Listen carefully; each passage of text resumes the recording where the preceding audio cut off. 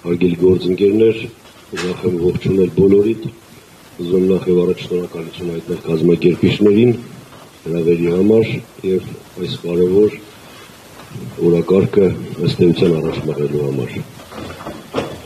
Հիմա ըստ էության, հարգելի գործընկերներ, մենք գրեթե մշտապես շատ հաճախ ենք լսում կամ շատ հաճախ ենք առնչվում այնպիսի ինստիտուցիոնալ քննարկումների հետ, ինչպիսիք են պետության կայունություն, պետականության կայացում, պետական կազմավորմամբ հանրությունների հանրային ընկալումը ամեն ինչի վերաբերյալ։ Եվ ակնհայտ է, որ այս ամենը ուղղակի սավառնող մտքեր չեն, եւ դրանք գետնի վրա ինչով ենք արտահայտված տեսնում ենք։ Դա պետք է արտահայտվի բնականաբար պետական առանձին ինստիտուտների կայացվածության աստիճանով։ Իսկ մենք ինչով ենք նկատում, կամ մեր կողմից ինչպես է նկատելի դառնում այս կամ այն պետական ինստիտուտի կայացվածությունը, դա առավել ակնառու է դառնում հիմնականում այս կամ այն առավել տեսանելի մարտահրավերներին համապատասխան պետական ինստիտուտի դիմադրողականության աստիճանը գնահատելով։ Այսօրվա մեր թեման վերաբերում է արտարադատության համակարգին։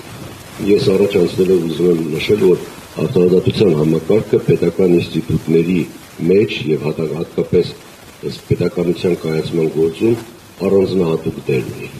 Ինչու առանձնահատուկ դեր ունի։ Բնականաբար պետական բոլոր ինստիտուտները ունեն իրենց առջև ծառացած խնդիրները, բոլորն էլ կարևոր են։ Բայց տեսեք, քաղաքական փոփոխությունների արդյունքում շատ լեգիտիմ է եւ անհրաժեշտ է, որպեսզի հանրային կյանքում տեղի ունենան փոփոխություններ։ Այդ փոփոխությունները, այդ նորարարությունները կարող են վերաբերել սկսած երկրի արտաքին քաղաքականությունից մինչև հանրային կյանքի ներքին բոլոր դրսևորումներ։ Բայց պարզ է, չէ, որ յուրաքանչյուր այդպիսի նորարարություն, յուրաքանչյուր այդպիսի ձեռնարկ ինքը բոլոր դեպքերում պետք է ունենա կարմիր գծեր, պետք է ունենա սահմաններ, պետք է ունենա կաղապարներ։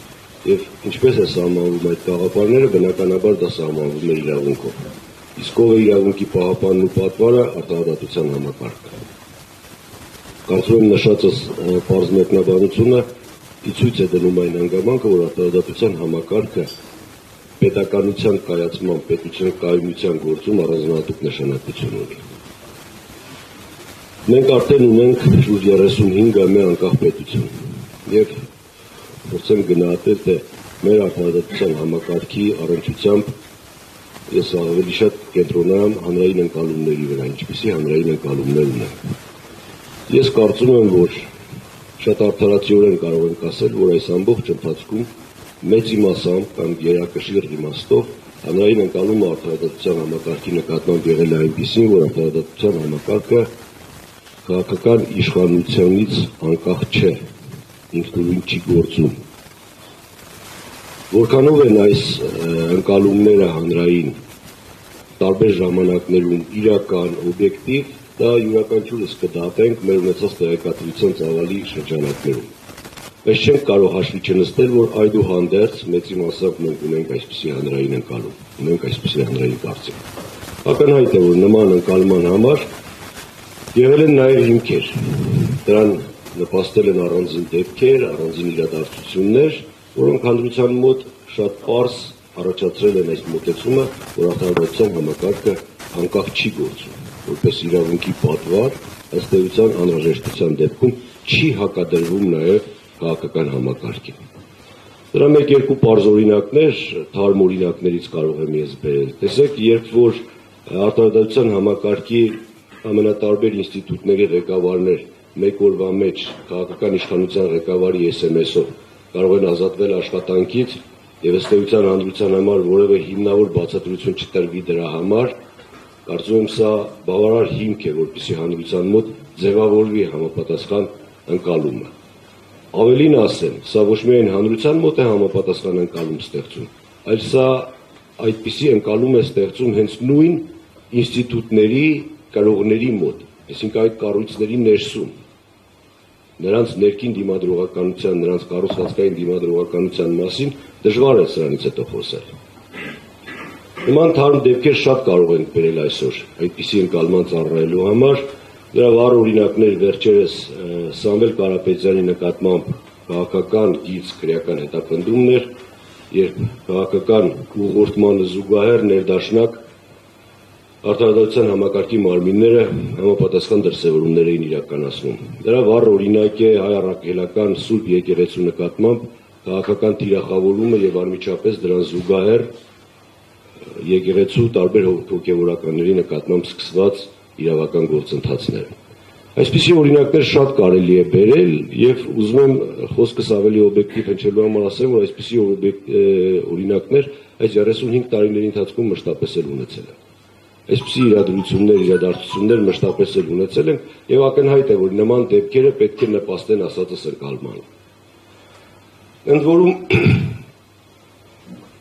շատ են նաեւ եղել դեպքեր այդ նշածս ամբողջ ժամանակահատվածի համար, երբ որ զուտ ուղղակի քաղաքական խոսույթը, քաղաքական որևէ իրադարձությունը զուգորդել է արդարադատության համակարգի այս կամ այն գործունեությանը, այս կամ այն դրսևորվող գործառույթին եւ դրանով ստվերել է արդեն իրավական գործընթացները։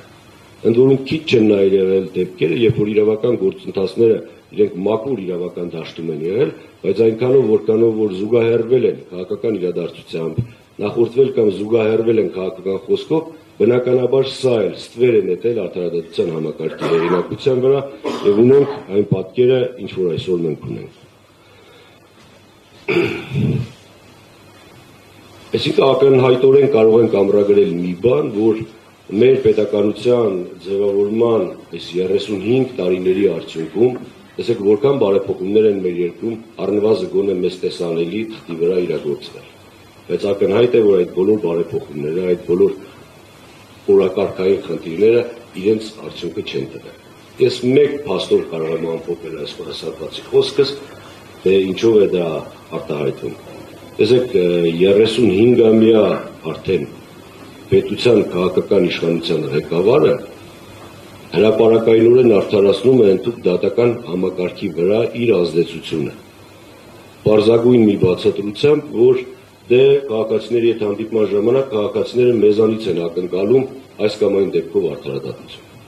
Այսինքն սրանից ավելի ակնառու օրինակ, որ մեր հասունությունը այս 35 տարիների ընթացքում ինչի է հանգեցրել,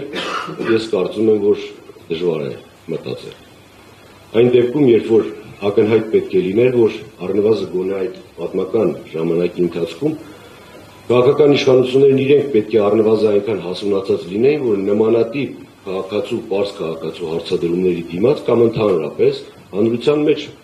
ընկալուն ձևավորեին իշխանությունների պարզ տարանջատման վերաբերյալ։ Բայց տեսեք, մենք ակնհայտ է, որ դրա մասին չենք կարող այսօր խոսել։ Ցավոք, քաղաքական իշխանության ներկայացուցիչների գայթակղությունը տիրել պետության ողջ ղեկին, սա բնութագրական է պետականության կերտման ճանապարհ անցնող հասարակություններին։ Դրա օրինակ մենք եւս պակաս չենք ունեցել եւ այստեղ ինչն եմ ուզում հատկապես շեշտել։ 2018 թվականի քաղաքական փոփոխությունների արդյունքում, երբ որ մենք այսպես ժողովրդական մեծ մասնակցությամբ հեղափոխությամբ ձևավորվեց մեր երկրում քաղաքական իշխանություն, եւ սրան հատուկ ուզում եմ շեշտադրել նաեւ, որ քաղաքական առաջնորդը իր մաշկի վրա զգացել էր արդեն անարդար արդարադատության ազդեցությունը, ենթադրում եմ, որ բոլորիս մոտ էլ ավելի մեծ էր ակնկալիքը նշածս հասունությունը ի ցույց դնելու եւ հանրային ընկալումները փոխելու առումով, բայց իմ բերած օրինակները ակնհայտորեն վկայում են հակառակի մասին։ Նշածներս կարող են ունենալ ամենատարբեր պատճառներ՝ անհատական, անձնական, իրադրությամբ պայմանավորված, բայց սրանք պարզագույն պատճառներ են, եթե մենք չանդրադառնանք այն հարցին, որ ըստ էության բերածս օրինակը կամ բերածս հիմնավորումները վկայում են այն մասին, որ մենք արդարադատության համակարգի առնչությամբ ունենք շատ խորը ինստիտուցիոնալ ճգնաժամ։ Այդ խորը ճգնաժամի հիմնական, այսպես արմատների փնտրտուքը պետք է լինի առաջնային խնդիրը, որպեսզի մեր պետության վաղվա օրվա ընթացքում մենք կարողանանք դրանց վրա այնպիսի ներազդեցություն ունենալ, որ ի վերջո բերենք նաև հանրային իրավագիտակցության զարգացմանը։ Ակնհայտ է այդ խորքային ինստիտուցիոնալ համակարգերի արմատների փնտրտուքի մեջ անհրաժեշտ է առաջին հերթին անդրադառնալ մեխանիզմներին, ինչպիսի մեխանիզմներ մենք ունենք։ Տեսեք, եթե օրինակ այդ ամբողջ տարիների ընթացքում սահմանադրության փոփոխություններով, իրավական մեխանիզմների նորարարություններով մենք որոշակի առումով դատական համակարգը այսպես առանձնացրել ու գոնե դեկլարատիվ բնույթով փորձել ենք նրա անկախության ամրապնդման համար երաշխիքներ ստեղծել, վստահորեն ասում եմ, որ տեսադաշտից բացարձակապես դուրս են մնացել արդարադատության համակարգի մյուս կարևորագույն ինստիտուտները եւ հատկապես քրեական արդարադատությանը էական դերակատարություն մասնակցություն ունեցող մյուս բոլոր ինստիտուտները։ Հետևաբար խոսքս վերաբերում է նրան, որ մենք ունենալով տարբեր գործոնները ուսումնասիրելու վերլուծելու անհրաժեշտություն, այդուհանդերձ պետք է կենտրոնանանք համապատասխան իրավական մեխանիզմների վրա։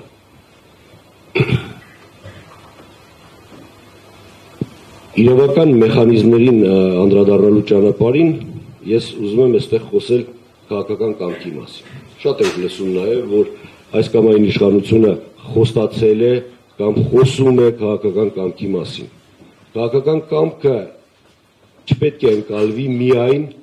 որոշակի ժամանակահատվածում կամ որոշակի դեպքով արդարադատության համակարգի նկատմամբ քաղաքական իշխանության ազդեցությամբ։ Իմ գնահատմամբ քաղաքական կամքը ակնհայտ է, որ հիմնականում պետք է դրսևորվի քաղաքական իշխանության կամ իշխանության ձգտողների կողմից արդարադատության համակարգի նկատմամբ ազդեցության իրավական մեխանիզմներից հրաժարվելով։ Եվ կարծում եմ, որ պատմական այս փուլը մեր երկրի համար շատ կարևոր է համապետական ընտրություններից առաջ, որպեսզի այս քաղաքական մրցավազքի ընթացքում մեր քաղաքական ուժերը, քաղաքական իշխանության ձգտող բոլոր գործիչները, ուժերը հստակորեն այլևս արդեն դիրքորոշում հայտնեն, ներկայացնեն իրենց տեսլականը, որը ի ցույց կդնի հանրության համար, թե այսօրվա գործող իրավական մեխանիզմներից ինչպիսի նորարարություններ, ինչպիսի փոփոխություններ են իրագործվելու, որոնք ակնհայտորեն քաղաքական իշխանությանը զրկելու են արդարադատության համակարգի վրա ազդեցության հնարավորություններից, գործող իրավական մեխանիզմներից։ Որովհետև այլևս այսպես հավատալ խոստումների, հավատալ դեկլարատիվ հայտարարությունների, թե մեր իշխանության գալու պարագայում տեղի չեն ունենա, կարծում եմ, որ այլևս միամիտ է հավատալ նման խոստումներին։ Շատ հստակ պետք է լինի իմ կարծիքով, իմ գնահատմամբ, այլևս այս մոտեցումները, այսինքն հստակ ժամկետներ, հստակ մեխանիզմ եւ այդ ժամկետներում այդ մեխանիզմը իրագործելու ուղղությամբ քայլեր չձեռնարկելու համար համապատասխան պատասխանատվություն։ Իմ գնահատմամբ մեր հանրության համար այսօր շատ կարևոր է արդարադատության համակարգի վերաբերյալ քաղաքական ուժերի դիրքորոշումը եւ գնահատում եմ, որ սա այսպես լավ առիթն է, ամենալավ փուլն է, որպեսզի մենք այս ուղղությամբ իրական բարեփոխումներ ունենանք։ Այս տրամաբանության մեջ ես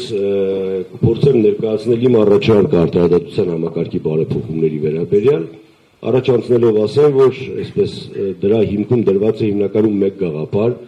արդարադատության համակարգը հստակորեն զատել քաղաքական համակարգից։ Միաժամանակ ապահովելով հանրային մանդատի եւ մասնագիտական հանրույթների հավասարակշիռ ներգրավվածությունը այս համակարգերի ձևավորման գործում։ Պարոն Դավթյան, ինձ թվում է արդեն անցնենք մի անգամ բուն թեմայի, բուն քննարկումները եւ բուն ծրագիրը բարեփոխումների ներկայացնենք, որտեղ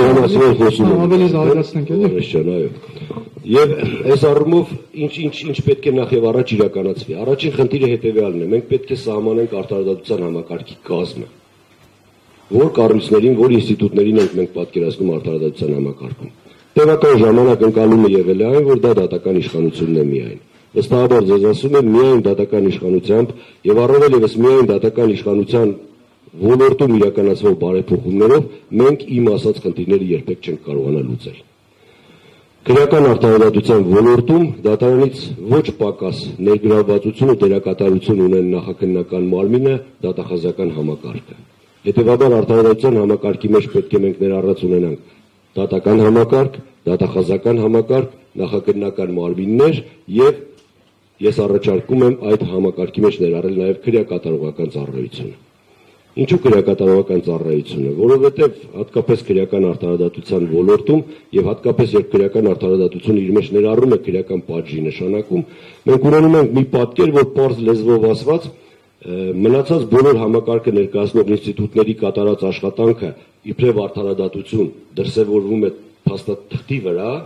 իսկ գետնի վրա այդ ամեն ինչը իրացվում է արդեն քրեակատարողական ծառայության կողմից։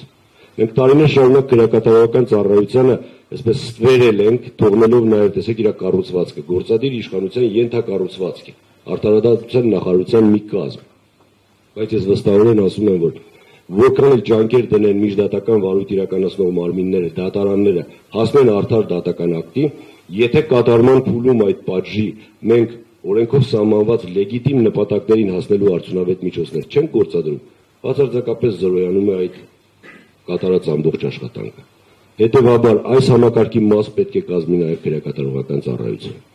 Համակարգի կազմը հստակ ընդգծելու նպատակը իմաստը կայանում է նրանում, որ մենք սրանով համակարգի առջև ծառացած խնդիրների նպատակների միասնականություն կապահովենք, դրանց լուծումների միասնականություն կապահովենք։ Այս համակարգում ներգրաված բոլոր շղթաների կողմից մեկ գործ անելու ընկալում կապահովենք։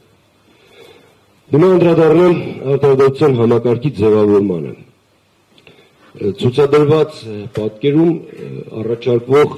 նոր սահմանադրական անկախ մարմինն է, որը կոչվելու է արտարադատության բարձրագույն խորհուրդ։ Եվ այս խորհուրդը արդեն, այսպես եթե համեմատություն անցկացնեմ, նման է այսօրվա բարձրագույն դատական խորհրդի, բայց բարձրագույն դատական խորհուրդը զբաղվում է միայն դատական իշխանությամբ։ Այս պարագայում արտարադատության բարձրագույն խորհուրդը ունենալու է պալատներ։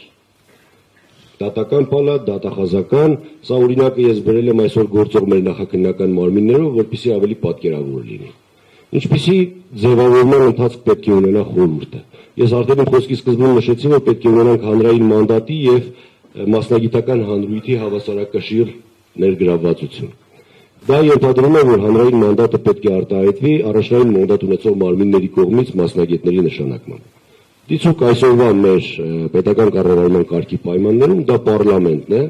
եւ ըստ էության պարլամենտը պետք է ձևավորի այս պալատների, այս խորհրդի կազմի առնվազն կեսին։ Բայց ի տարբերություն գործող իրավակարգավորումների, երբ որ օրինակ բարձրագույն դատական խորհրդի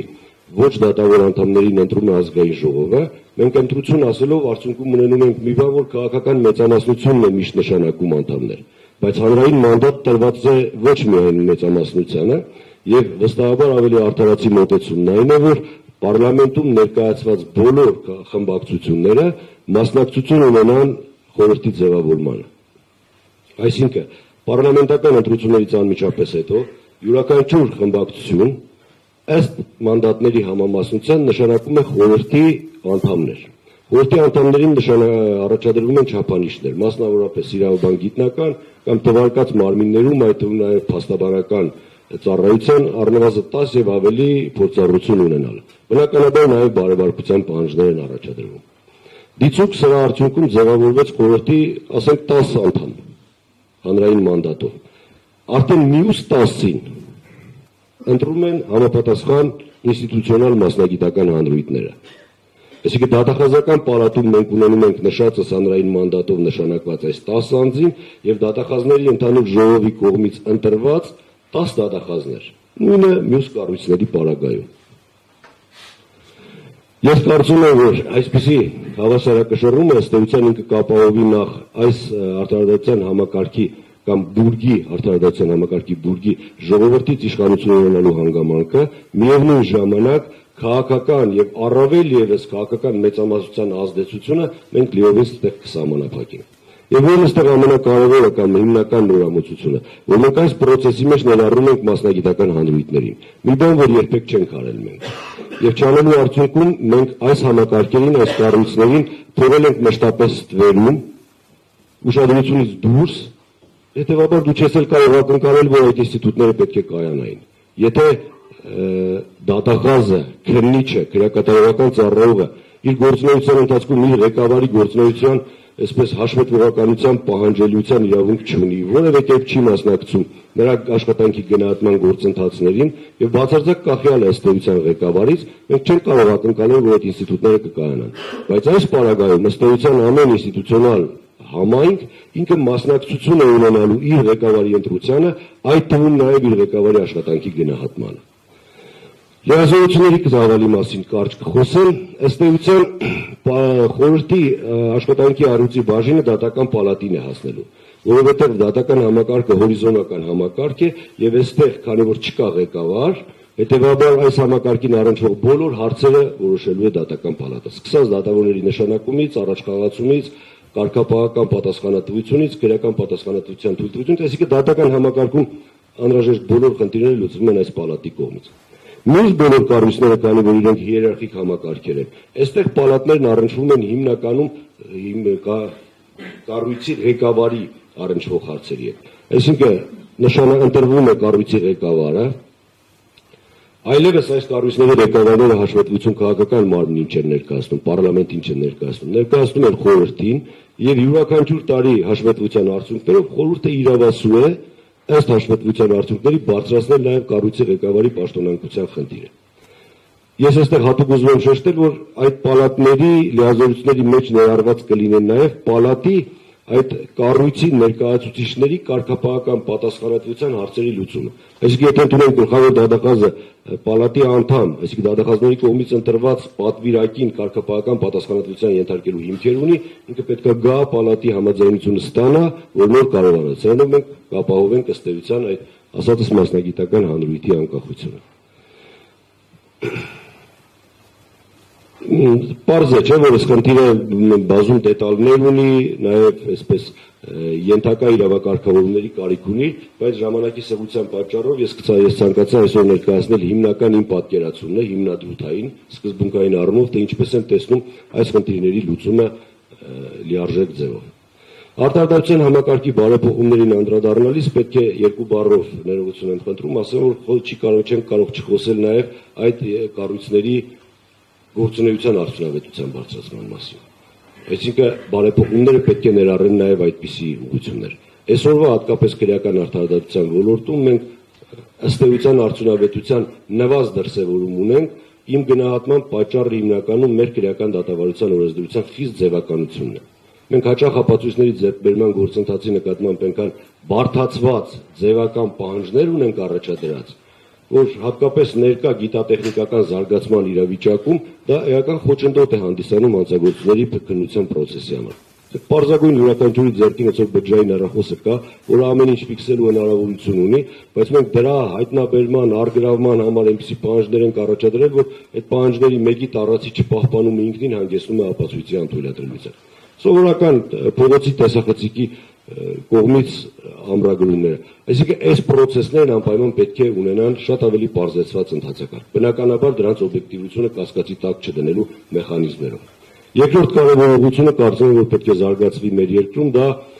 հանցանք կատարած անձանց կամ հանցավոր խմբի անդամների հետ համագործակցության ինստիտուտն է։ Ամբողջ աշխարհը ըստ էության քրեական արդարադատության ոլորտում մեծ քայլերով առաջ է գնացել հատկապես այս ինստիտուտի շնորհիվ։ Երբ որ օրենսդրական կարգավորումները թույլ են տալիս ընդհանուր մինչև առանձնապես ծանր հանցանք կատարած անձանց ներել, այսպես կոչված, եթե այդ համագործակցության արդյունքում բացվում են հանցագործության այլ մասնակիցներ, բացվում է ըստ էության իր ծավալով հանրությանը վնաս պատճառած ավելի մեծ արարքի մեղավորների ու պատասխանատվության խնդիր։ Մեր օրենսդրությունը